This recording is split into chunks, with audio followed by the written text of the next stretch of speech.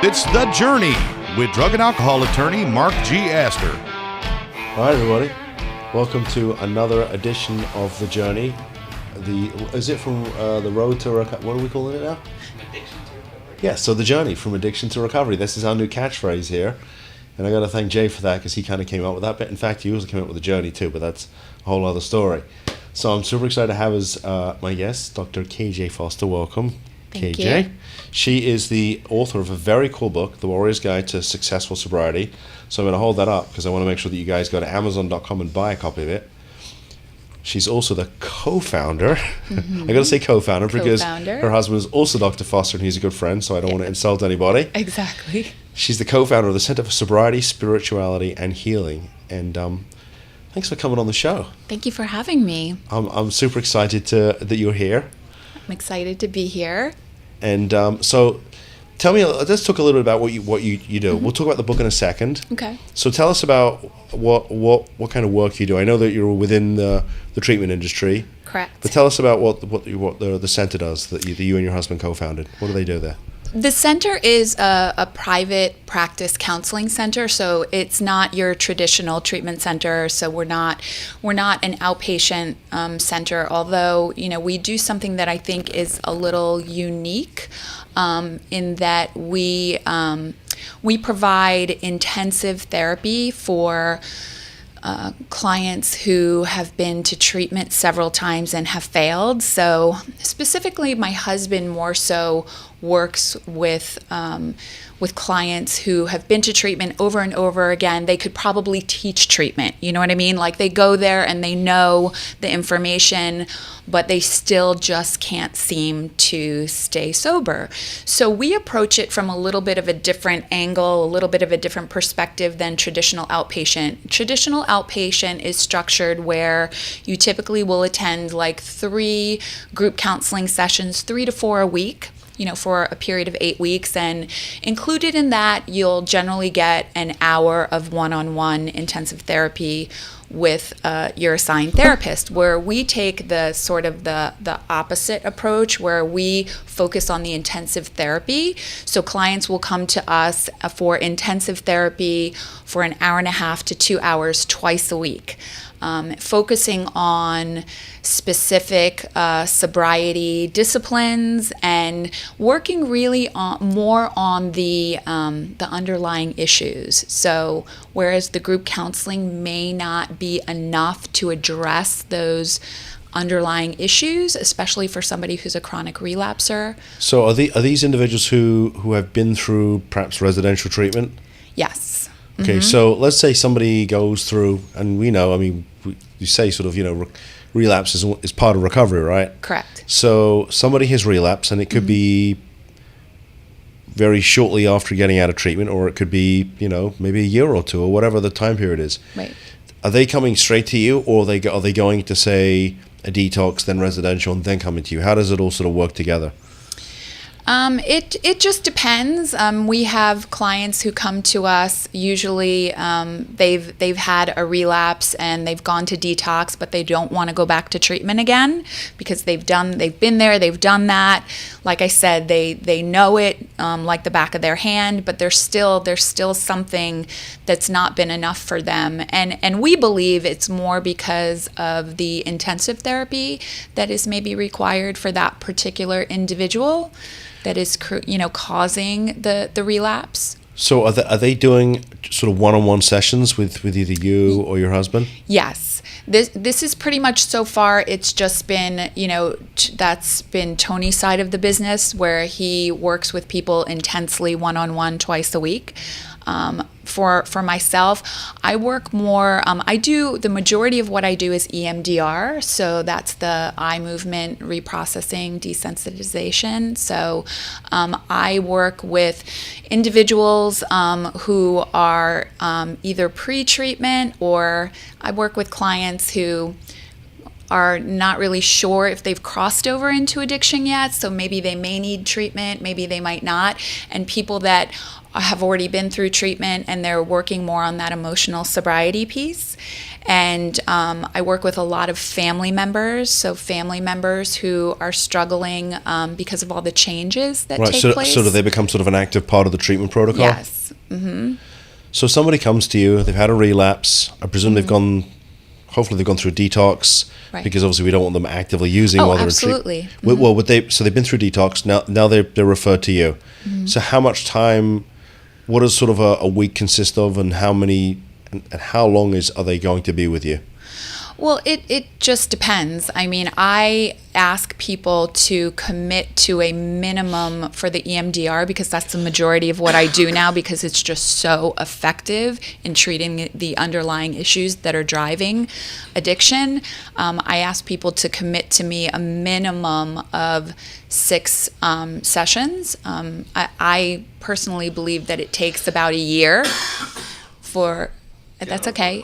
It takes about a year for somebody to really get strong in their recovery, and it depends upon the client. It could be, twice a week. It could be once a week. It could be once every other week. It depends upon where they are in their recovery process and what they're looking for, what they're looking to identify and work on. So it sounds like a very different approach. Yes. Mm-hmm. Yeah, we are not seeking to become a treatment center. We're not seeking to become an outpatient treatment center. We're not seeking to become, anything like that. We are much more focused on the intensive counseling and not so much the group therapy aspect of treatment. All right. So let's tell us a little bit about your background. How did you even get into this, I guess for lack of a word, industry arena? Well, okay, so that's a little interesting. I hope you don't mind me asking.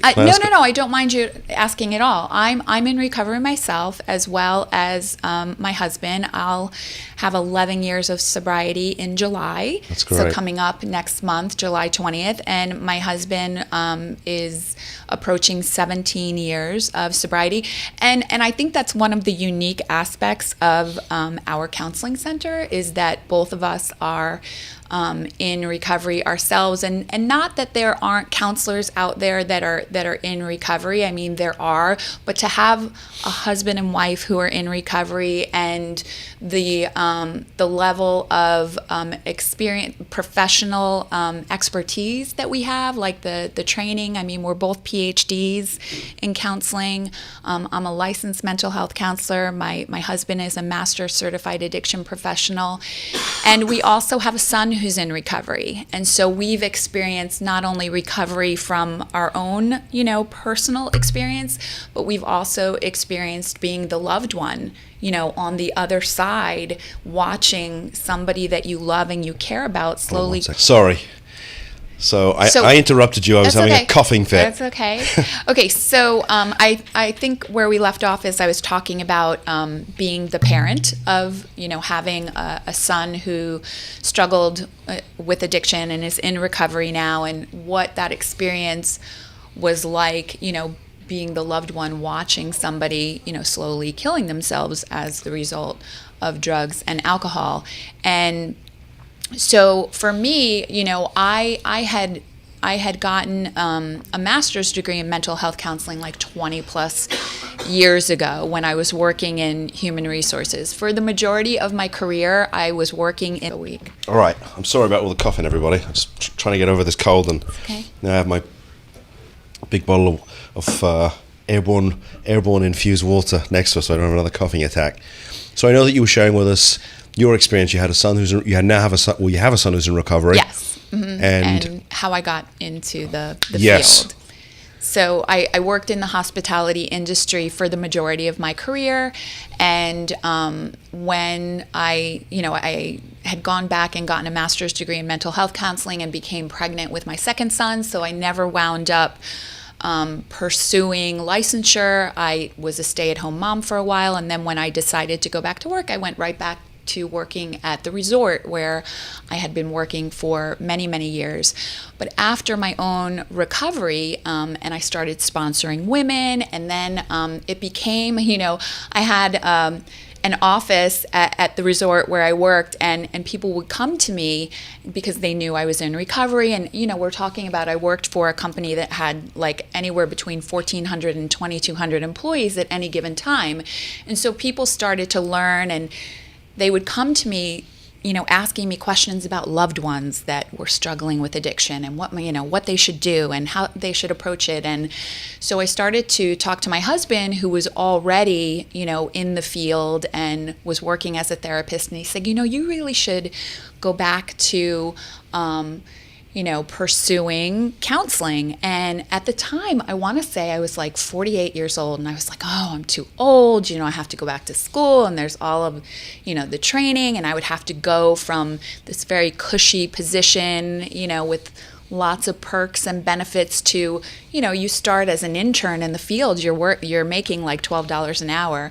But, there was something that happened that led me to believe that this is where the universe, where God was leading me to be. And I followed that path and went back to school and got my license and certifications galore, lots of letters, and got my PhD, and have been really blessed with, the opportunities that I've gotten, the people that I've been blessed to work with, and the experience. And I'm just really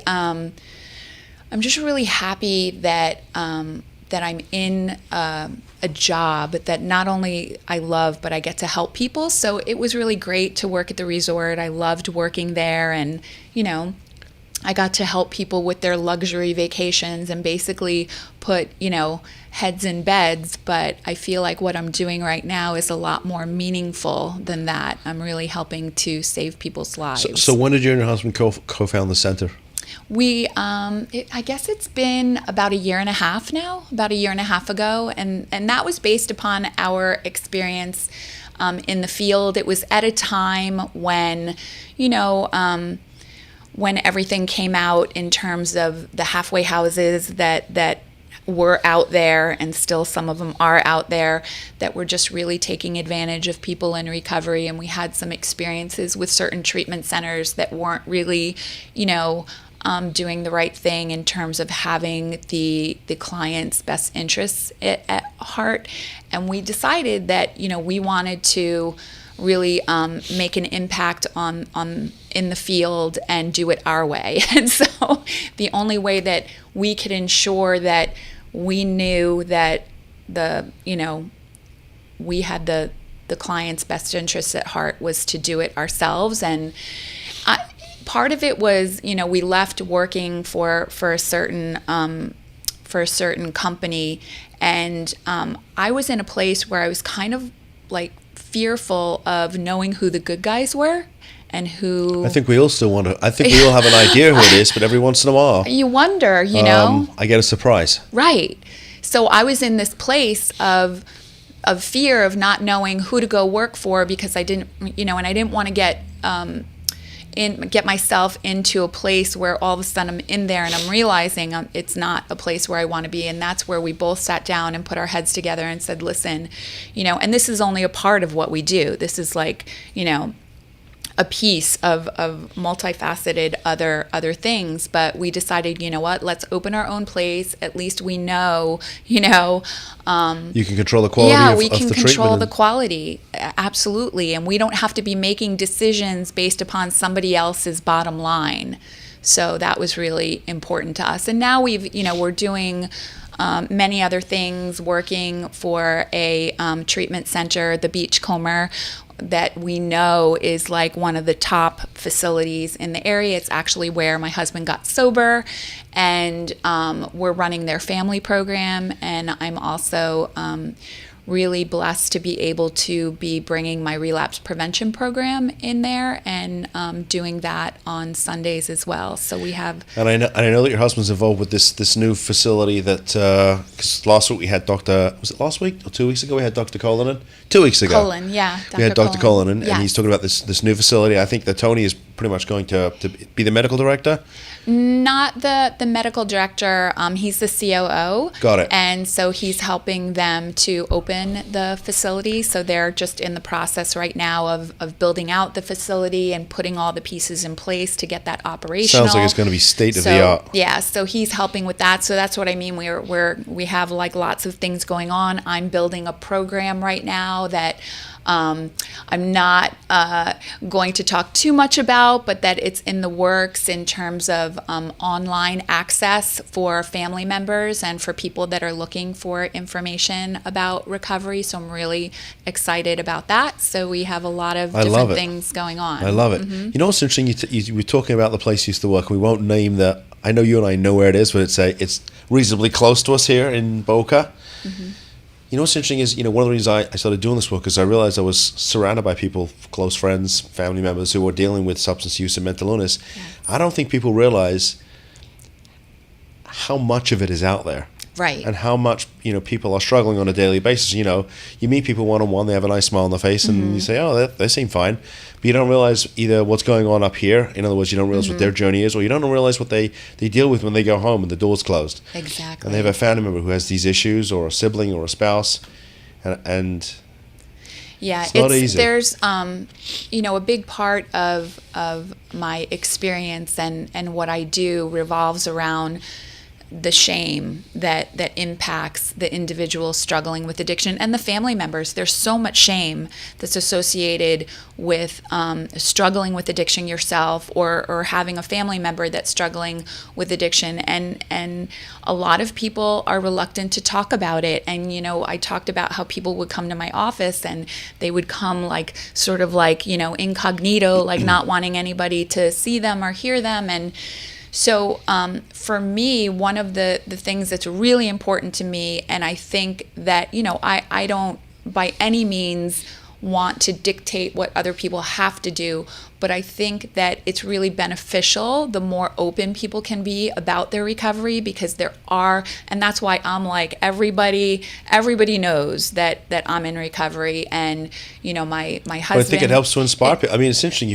Audra and I had dinner with you and your husband about a month ago, right? Mm-hmm. And you're two of the most sort of together and with it people I think we've ever met. So I think that if this is the face of recovery, it's a beautiful thing. Yeah, well, and see, that's the thing, is that the face of recovery is not what a lot of people think about people who struggle with addiction. People, and I was one of those before I struggled with addiction myself. My idea of somebody who is an alcoholic or a drug addict was the person under the bridge, the person, I grew up in New York, so on the Bowery that has the paper bag, I mean, I remember walking by and my mom was sort of pulling us to the side and saying, that's an alcoholic, and that's what you remember in your brain, that's an alcoholic. And that is not representative of the majority of people who are alcoholic or struggle with addiction. And there are people who, I believe 100% that any person you pull off the street and you ask them, do you know somebody who's struggling with addiction, that everybody knows somebody, family member, friend, coworker, we all know someone. And I believe that it's the shame, it's the, Brene Brown, shame goddess. I love her. I incorporated her 4 elements into my relapse prevention program that I developed because I believe it's so powerful in addressing shame. And she talks about how the 3 things that will grow shame exponentially are secrecy, silence, and judgment. And think about addiction, right? It's all about secrecy, silence, and judgment. So we're actually pouring more shame onto shame that already exists, because the individual struggling with the addiction already feels shameful about the situation that they're in. And they're not in it because they're bad people, or they chose, people will say, well, they chose to put that in their body. Do you know how many people out there drink and drug and don't have addiction problems? I mean, it's substance use, substance abuse, and people cross over into addiction for a multitude of different reasons. So let me ask you a question and give us sort of a clinical opinion. Yeah. I mean, I have friends I went to law school with, and that's 25 years ago, who still on the weekends go out, they like to drink, they smoke marijuana. Right. And on, Sunday night, they shut it down. On Monday morning, they go right back to work, because, that's just... Exactly. So I don't know. I mean, is that an addict? I don't know. I mean... No.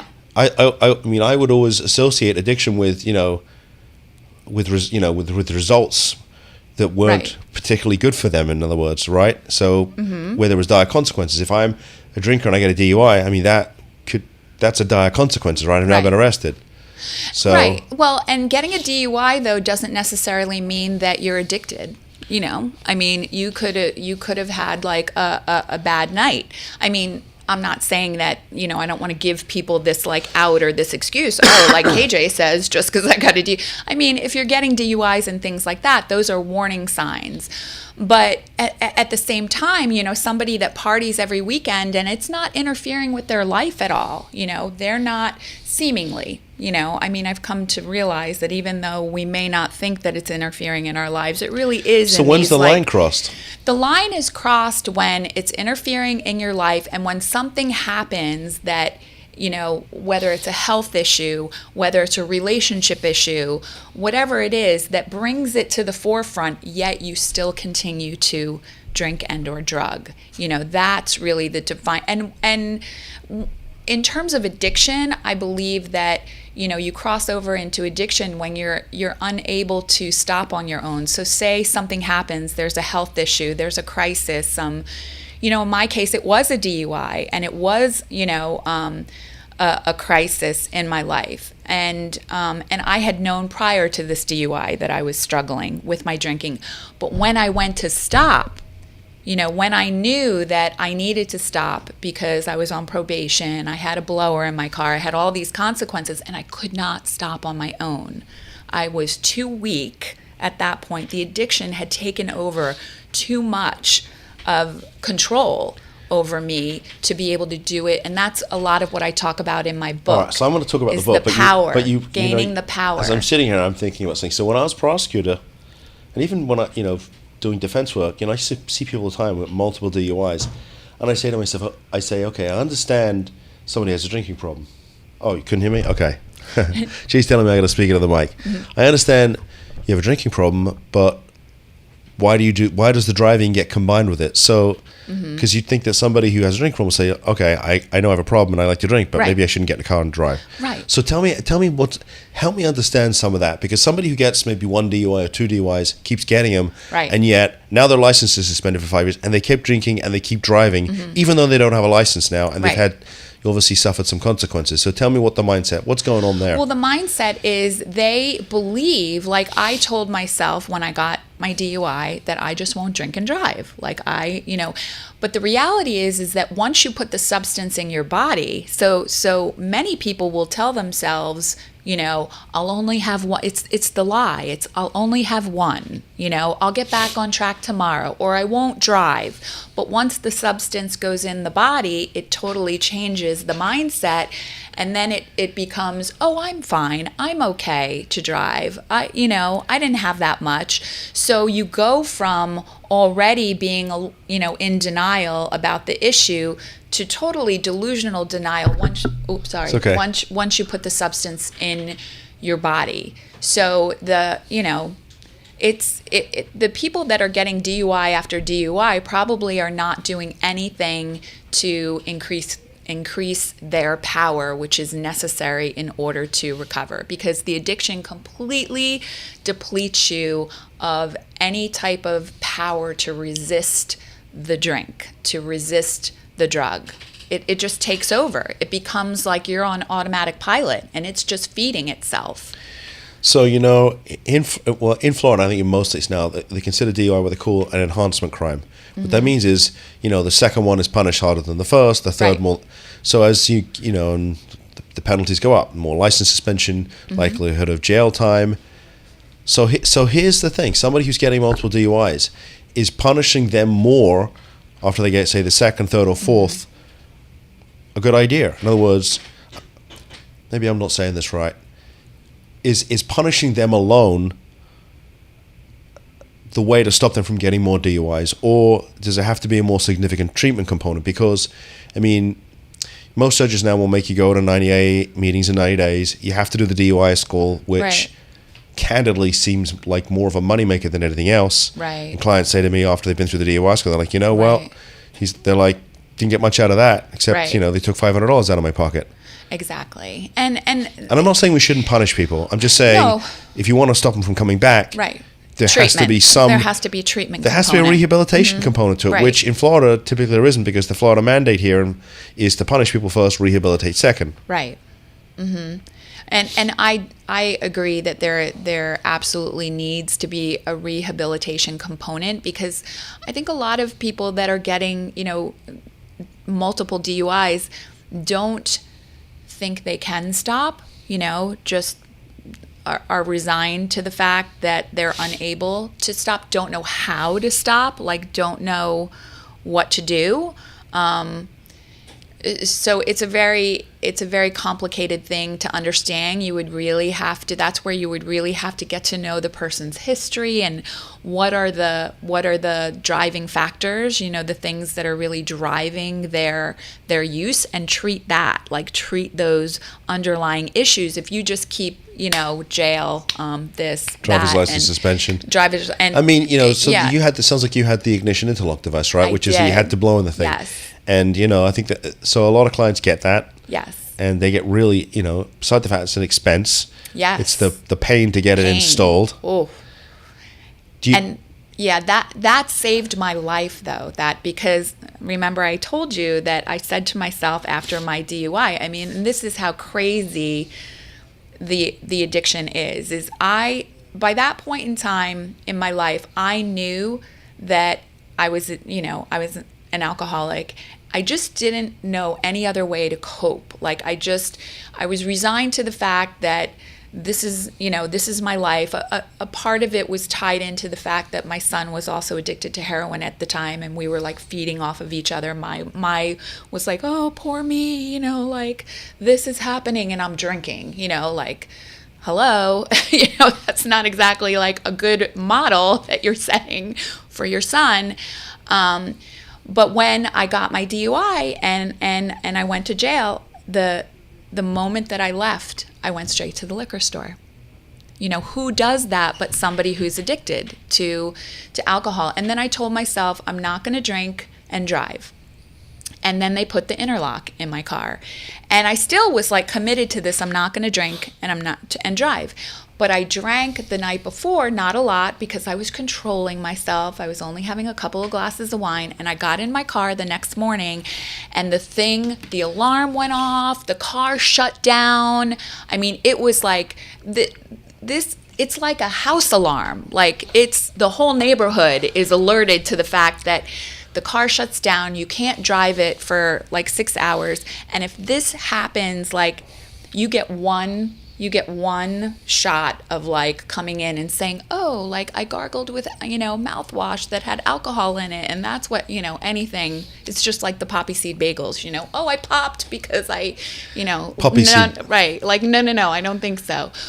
But you get one of those where you have to go, and every month it's monitored and they read the readings, and I knew, and that was the defining moment for me. That was when I was standing outside the car. I envisioned, okay, now I'm going to lose, if I continue to drink, I'm going to lose my my hardship license to be able to go to work. I'm going to get the blower yanked out of the car, lose my hardship license, potentially lose my job, which would then cause me to probably lose my kids because I was divorced at the time. And then like, I'm done, like that's it. My life's over. And so and I've often wondered this, like, what is the difference between someone like me who says, okay, I'm done, but But yet at the same time, I was only done for 9 months. I was on probation. So I'm like, I'm going to go to AA because I know that, I shouldn't say that. I was going to go to a 12-step recovery program. And because I know I can't stop on my own. I know I need help. I need support. I need a group that can surround me and help me to do this. And so I did that with the intention that after I'm off probation, after 9 months, You're going back to the old ways. I'm back, But what happened is that over those 9 months, my son progressively got worse as I got better. And at 9 months, there was no way that I was going to pick up a drink when he was as bad as he was. And it started to work, basically. You know what I mean? My mind started to clear that denial, that delusional denial. I started to see things and I started to get better and better and better. And then my son wound up, recovering when I was 14 months sober. But again, so what was it that there are people that the same thing maybe would happen to that wouldn't be their bottom, I think everybody's bottom is different. And it takes what it takes, and some people never get it. Some people have consequence after consequence after consequence. I believe that a part of my recovery was because I went and sought outside help. I didn't just go to my 12-step program. I sought therapy. I was doing, other things to address the underlying issues that were, creating that need and learning, new coping skills. I love it. So I love it. Things that I teach today. So. Let's talk about your book, The Warrior's Okay. Guide to Successful Sobriety. So when did the book come out? The book came out a couple of weeks ago. Yeah, I was going to say, it's pretty new because your husband sent me a text saying, yes, May 23rd. buy my wife's book. May 23rd. Yeah, I've been completely shamelessly promoting it. Good for you. You should. We're going to promote it too. Everybody. I can tell you that right now. We're promoting it too. I'm going to tell people to go out on Amazon and buy it. So tell us about what the book's about. So the book is all about power, and it's very much influenced by a book that I read called Power versus Force. I've read that book. It's amazing. Yes. And it's So when you go shopping now, do you use the technique, right? Because they say that different foods and all kinds of things can affect your.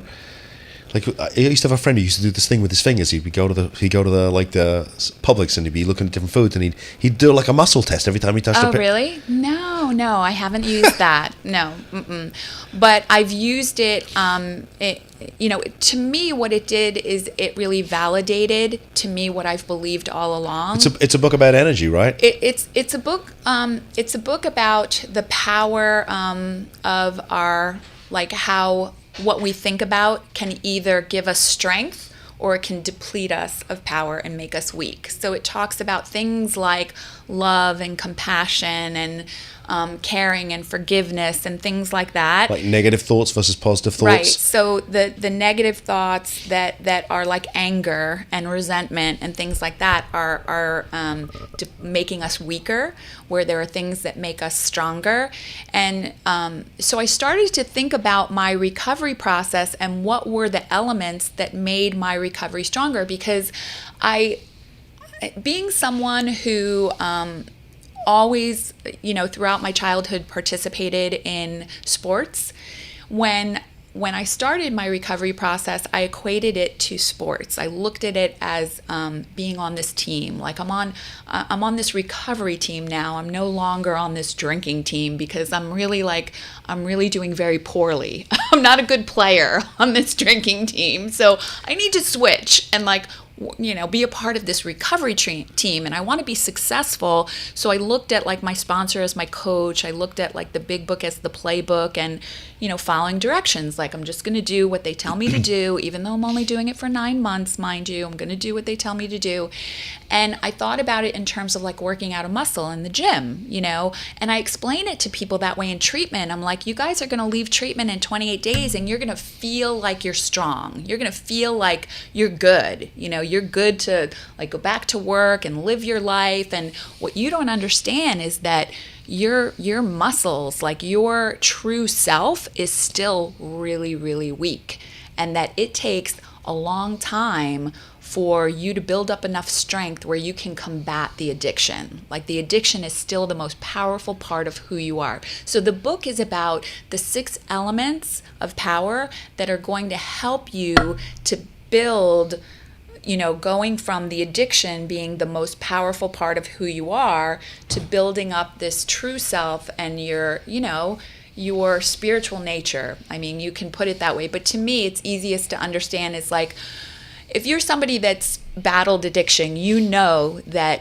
the experience and the feeling of the addiction taking over every part of who you are, that the addiction takes over your thoughts, it takes over, your feelings, it takes over your actions, it takes over and influences how you interact with people, your relationships. And so this is about how to go from that place of complete weakness, so the powerlessness, you're completely powerless, to being powerful enough where you completely can combat that addiction. So I give the example to a lot of people of, when I was first getting sober, I couldn't go certain places. Like, I couldn't go to restaurants that had bars in them because they were triggers for me. And I was weak. I was in a weakened state. The addiction was still too powerful in me. So if I put myself in those places, then the addiction's like, like talking to me. It's calling you. It's calling me. But now I can go to Outback Steakhouse and sit at the bar and have dinner, and it doesn't faze me in the least because I am powerful in my true self. But that takes a long time for that flip to take place, where you are more powerful than your addiction. And my book tells you the 6 essential elements that help you to get there. I love it. So Amazon.com is the place to go get it. And The Warrior's Guide to Successful Sobriety. I love it. How to gain mental, emotional, and spiritual muscles. Who came up with the title? Moi. Okay. I didn't know if your husband. I would tell you if he did. I'm a fan of your husband. I like him. He's a man's man. He's awesome. He is. Yes. So, all right. Tell folks how they can, if they want to get in contact with you, how they do so. Phone numbers, emails, sure. Website. Our website is www.soberspirithealing.com. And my email is kjfoster@soberspirithealing.com. And if you want to reach Tony, his is tfoster@soberspirithealing.com. And my phone number is 561-504-8362.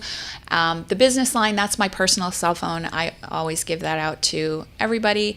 And our business line is 561-569-7372. And what else? We're located in Boca. We're just south of Palmetto Park Road on Powerline in the Fountains Plaza. Okay, I know where that is. Mm-hmm. Real nice. Yes. Mm-hmm. Well, thank you for coming on the show. Well, thank you for having me. It's been such a pleasure. I wanted to hear all about about the book and your journey. I mean, Audra and I had dinner with you guys, and we were just really liked you guys. So thank you. I'm glad you came on. Me too. So for the folks that are watching, don't forget to post any comments or questions.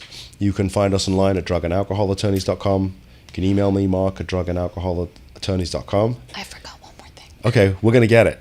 You can call us 561-419-6095. We're on Facebook, LinkedIn, Twitter, Instagram, YouTube, Vimeo, I think we're now on. We're everywhere. I mean, if you can't find us, I'll have to have a chat with Dave about why that is, but I think we're pretty much all over the web. And I know that, KJ, go ahead. What did you forget? I forgot. I have a YouTube channel. Oh, well, let's go. So what's it under? Forgot. DR K.J. Foster. Yeah. Is there a ton of cool videos and stuff on there? It's Fostering Resilience with Dr. K.J. Foster. So, yeah, I post videos twice a week, every Monday and Thursday, although I went on a spiritual retreat this weekend, so I'm skipping, I'm not posting, I'm giving myself a little bit of a break this week, but generally it's every Monday and every Thursday I post new videos, all about recovery. Do you guys have a Facebook recovery Facebook channel? For the center does, Center for Sobriety, Spirituality, Okay, so do you put the videos up there? Yes. Mm-hmm. All right, so they can find you there too. Yes, they can. How about that? Mm-hmm. All right, folks, until the next show, thank you very much for coming on the show.